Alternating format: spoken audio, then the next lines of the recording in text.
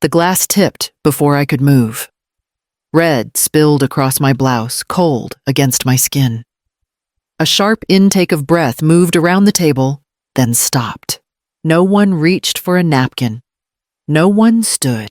My daughter remained standing, fingers still wrapped around the stem. Her jaw was tight, eyes bright with something rehearsed. By sunrise, she announced loud enough for everyone to hear, "You're out of my house." A pause. Not shock, acceptance. Someone to my left let out a short laugh. Across from me, a slow nod. My father shifted his chair back an inch, as if creating distance without leaving. "This was bound to happen," my mother murmured, folding her hands together. "You push people." I looked down at the stain spreading across the fabric, then back up at the table. Familiar faces. Familiar silence. "I came for dinner," I said evenly. My daughter crossed her arms. "You came to control the room, you always do." No one contradicted her. "This is her house," my brother added. Not meeting my eyes. "She gets to decide." The word decide landed harder than the whine. For a moment, habit tugged at me. The reflex to explain, to apologize for the discomfort of my own presence. I let it pass. Instead, I smiled. The change was immediate. Chairs creaked. Someone inhaled sharply. My daughter narrowed her eyes. "What are you smiling about?" I reached into my purse and placed a small brass key on the table. The sound cut clean through the room. Conversation died. My brother leaned forward. "What's that supposed to be?" I nudged the key closer to the center, stopping just short of my daughter's plate. "Something you've been using without understanding." She laughed too quickly. "You're not serious." I met her gaze and held it. "You have 60 seconds. My mother stiffened. 60 seconds for what? "For the version of this evening where you think you're in charge." The clock on the wall clicked once. Then again. My daughter's smile wavered. "You don't get to make demands here. I'm not—" I replied, calm as still water. "I'm setting a timer." No one spoke. The key stayed where it was. The story you are about to hear is a work of fiction created by the Her Shadow Channel team, based on real-life situations, to convey lessons about family emotions and human values. All characters and events are illustrative. The words settled before anyone reacted. My daughter blinked, then laughed, the sound sharp and dismissive. "You hear that?" "She thinks she's timing us now." A chair scraped. Someone shifted uncomfortably. The laughter didn't spread. I stayed still, hands folded, eyes forward. 60 seconds for what exactly my brother pressed, leaning back as if distance might clarify things. I glanced at the clock, then back to the table. "You'll know." My mother's mouth tightened. "This isn't funny." "I agree," I replied. "It isn't." My daughter waved a hand toward the key. "Pick up your prop and stop embarrassing yourself." No one touched it.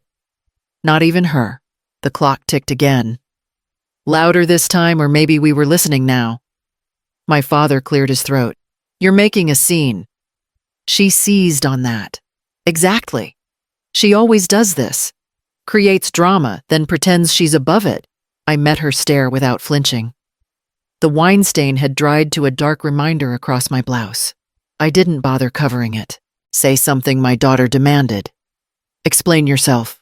I didn't. Silence stretched. The key caught the light. A small thing, ordinary, suddenly heavier than any of us expected. My brother leaned forward again, lowering his voice. "If this is about money, we can talk later." "It isn't," I said. "And there won't be a later." My mother's fingers twisted in her napkin. "You're upsetting her." "I'm letting time do that," I answered. The clock marked another second. My daughter's smile tightened. "You don't get to sit there like this. Not after what you've done." "What I've done," I repeated, letting the words hang. She opened her mouth, then closed it. The accusation didn't come.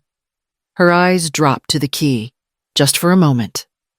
I noticed. The ticking filled the room, steady and impartial.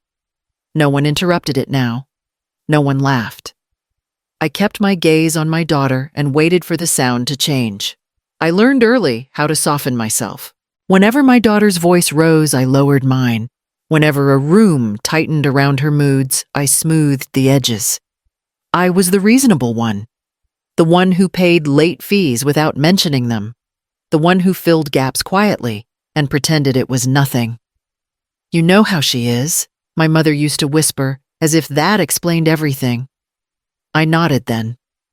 I always nodded. At the table, my daughter shifted in her chair. The confidence she'd worn a minute ago had thinned. She glanced at the clock, then back at me. "This is childish," she muttered, "dragging things out like this." I remembered saying the same thing to myself years earlier whenever I swallowed a comment or rewrote a check. Childish, I'd thought. Temporary. She'll grow out of it. My brother leaned toward me. "You could just apologize. End this. Apologize." The word had lived in my mouth for decades. I apologized when she missed payments, when she snapped, when she borrowed and forgot to return. I apologized to neighbors for her temper, to relatives for her absence, to myself for staying. "I stayed because I loved you," I said, letting the words fall where they might. She scoffed, but there was a flicker there, annoyance mixed with something else. "You stayed because you like being needed," she shot back. I didn't interrupt. I let the silence carry my answer. I stayed because I was afraid. Afraid that drawing a line would push her away for good. Afraid that being firm would mean being alone. Afraid that if I stopped cushioning her fall, she would finally hit the ground and blame me for the impact. The wine on my blouse had darkened. Sticky now. Cold had given way to irritation, a constant reminder pressed against my skin. My daughter exhaled sharply. "You're doing it again, acting calm so everyone feels sorry for you." "No," I said, "I'm done acting." The clock clicked forward. For the first time, she didn't look at me when it happened. The ticking reached the middle of the minute. My daughter's fingers tapped the table once, then stopped. "You don't get to sit there acting mysterious. If you have something to say, say it." I adjusted the strap of my purse on my shoulder. "I wasn't planning to." "That figures," she snapped. "Always holding something back." My brother leaned in. "If this is another one of your stories, it isn't." I cut in gently, and the interruption alone shifted the air. "This is paperwork." My daughter's brows drew together. "What paperwork?" I looked down at the key, then back up. Something that crossed my path a few months ago. Something I didn't ask for. My mother's voice tightened. "You're being deliberately vague." "Yes," I agreed. "Because details make people careless." My daughter scoffed, but her foot began to move beneath the table. "You expect us to believe you've been sitting on some secret all this time?" "I didn't sit on it," I replied. "I read it. I signed where I was told." Then I put it away. Her chair creaked as she leaned forward. "What did you sign?" "Documents," I said, with my name printed clearly at the top. "That means nothing," she shot back. "You sign everything people put in front of you." I smiled at that, small and private. That's what everyone assumed. The clock marked another second. My father cleared his throat. "If lawyers are involved, we should stop this now." "They already were," I answered. "Months ago." Quietly. My daughter's confidence cracked just enough to show irritation underneath. "Then why bring it up tonight?" I met her gaze. "Because tonight you gave me a deadline." She opened her mouth, then closed it again. Her eyes flicked to the clock, then to the key. The room felt tighter now, less certain. I hadn't told them everything. I didn't need to. The minute kept moving whether they believed me or not. The ticking reached the end of its patience. My daughter broke first. "This is ridiculous. You're stalling because you don't have anything." I reached for the key, not to take it back, but to turn it once between my fingers. The sound was soft, final. "I didn't stall," I said. "I waited." She rolled her eyes. "For what?" A dramatic pause. "For the truth to land," I replied. "Whether you liked it or not."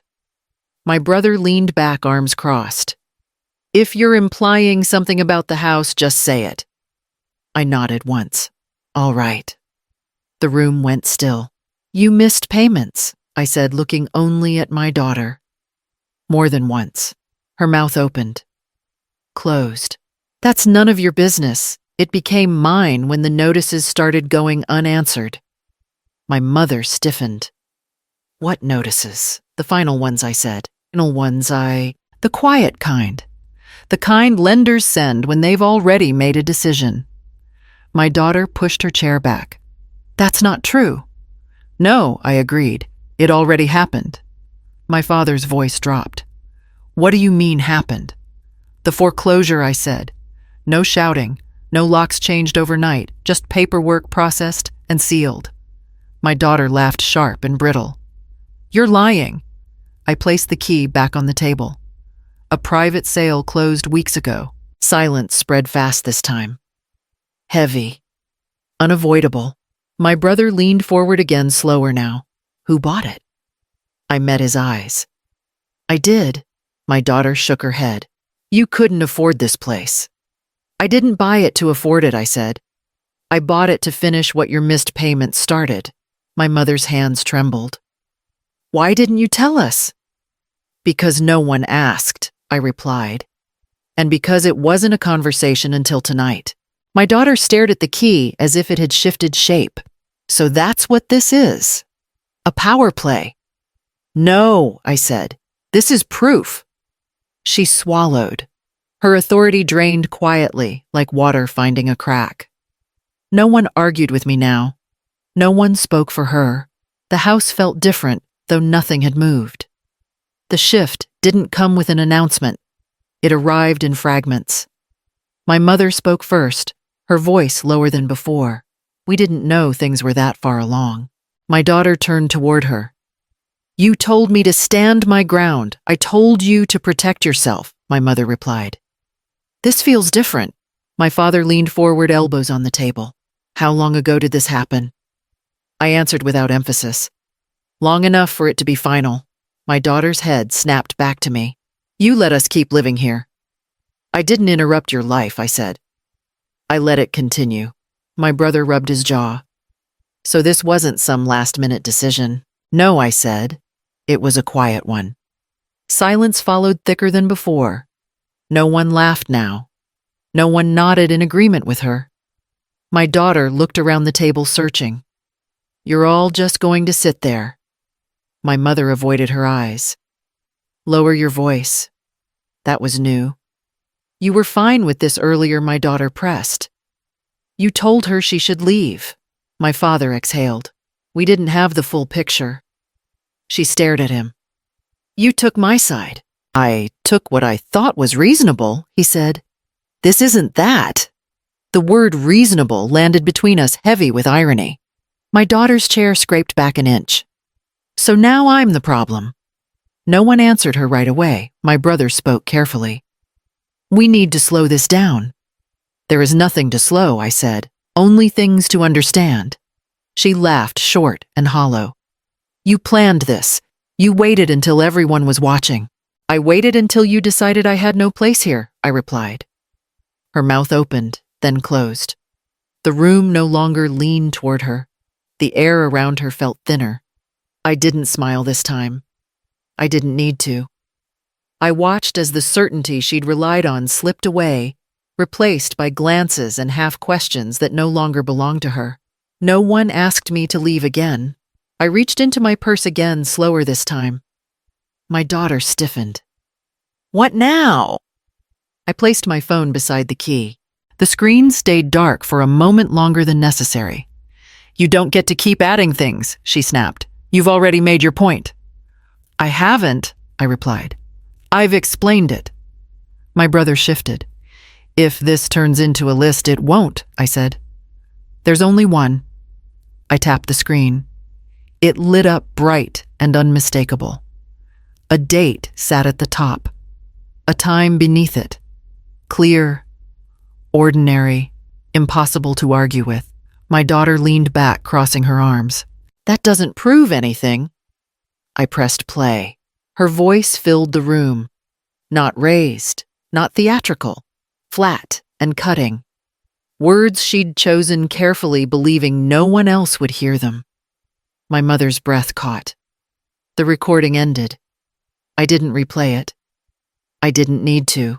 That was taken without my consent, my daughter said quickly. It was taken in my house, I answered. Before tonight. My father stared at the phone. When did this happen? I let the silence answer before speaking. The night I decided not to argue anymore. My daughter's jaw worked. You baited me. No, I said. You spoke freely. She turned to the table. She's twisting things. You know how she does. No one responded. My brother cleared his throat. That sounds like you. Her eyes snapped back to him. You don't get to say that. I get to hear it, he replied. And I just did. I slid the phone back into my purse. I didn't collect moments, I said. I waited for clarity. My daughter's voice dropped. So this was planned. This was prepared, I corrected. There's a difference. The room felt smaller now. Not closed in, but focused. The conversation had crossed a line it couldn't step back over. My daughter looked at the key, then at my purse, then at the faces around the table. The performance was gone. What remained was calculation.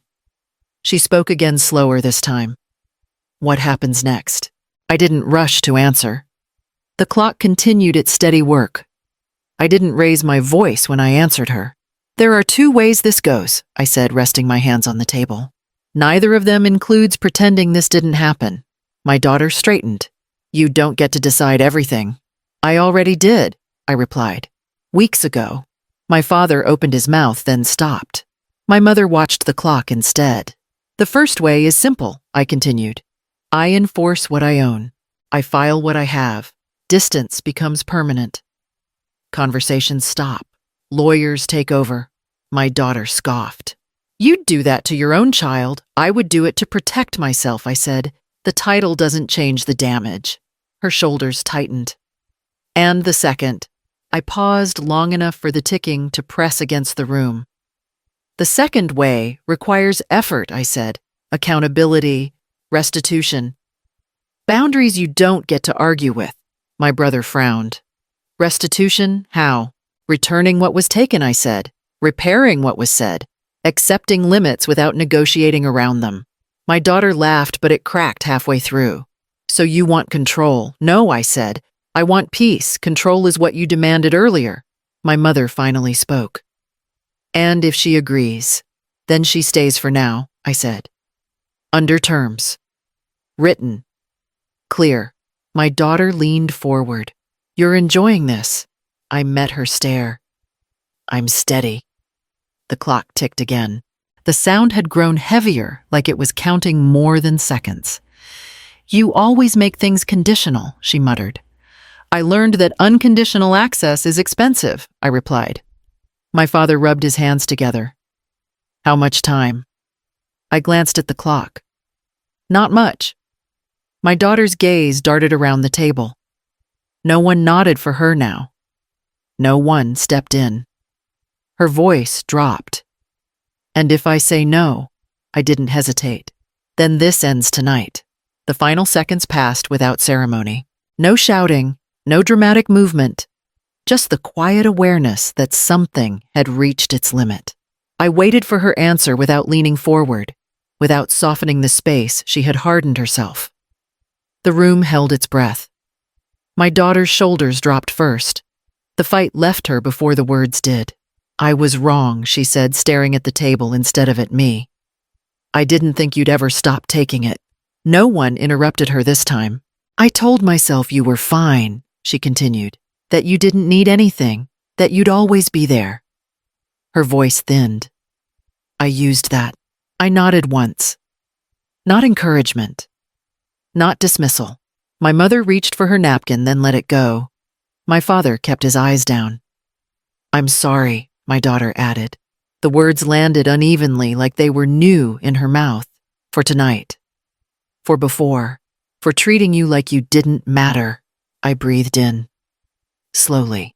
I accept the apology. Her head snapped up. Relief flashed, quick and hopeful. And I'm not undoing what led us here, I went on. Both can be true. The relief dimmed. She swallowed. I'm not erasing the past, I said. I'm deciding how much access it gets to my future. She nodded once, then again. Tell me what you need. I didn't rush. We separate forgiveness from permission, I said. You don't get the second just because you asked for the first. My brother shifted uneasy. That sounds strict. It's clear, I replied. I turned back to her. You stay here under terms. Written, time-limited, respectful. Any breach ends the arrangement without discussion. Her jaw tightened. Therapy.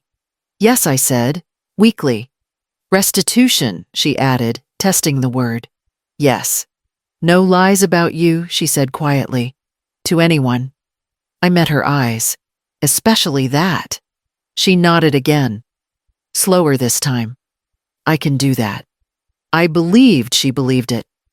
That was enough for tonight. I gathered the key and slipped it into my purse. The room exhaled, but nothing reset. Nothing went back to how it was. The apology had opened a door. The boundaries decided how far it could swing. I stood and smoothed my blouse, the stain now a dull shadow instead of a spectacle. No one stopped me. My daughter watched from her chair, hands folded in front of her shoulders, drawn inward. She looked smaller than she had all evening, not defeated, contained. I'll draft the terms in the morning, she said quietly. I already have, I replied. You'll receive them by email. My father cleared his throat. You're not leaving tonight. I'm going upstairs, I said. There's a difference. My mother nodded, slow and careful. Of course. No one raised their voice.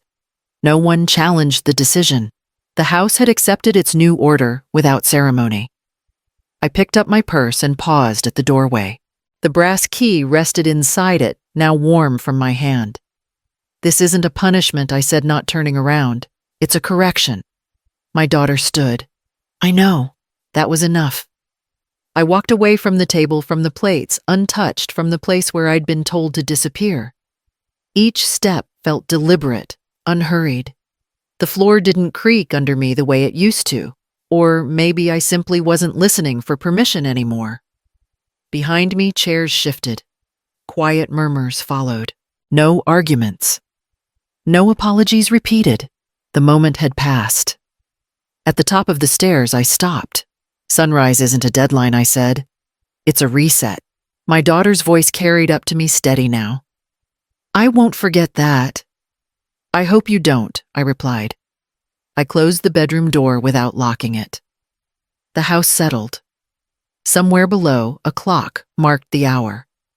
I sat at the edge of the bed and breathed, feeling the space hold me instead of push me out. I hadn't won anything that night. I had claimed what was already mine. When the light finally changed outside, it didn't signal an ending. It confirmed one. I lay back and let the morning come on my terms.